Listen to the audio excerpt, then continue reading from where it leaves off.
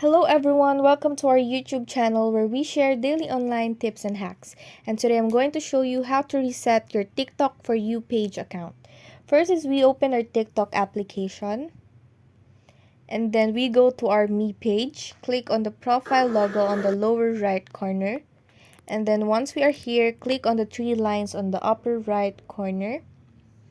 Click Settings and Privacy. And find Free Up Space under Cache and Cellular Data. And in here we have one choice. Click on the clear cache. Clear.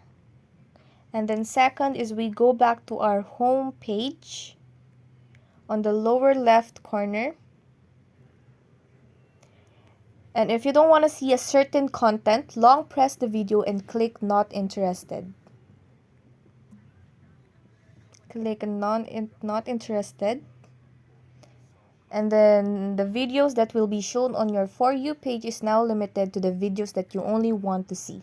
And that's how to reset TikTok For You page. If you enjoyed our video, please like and subscribe.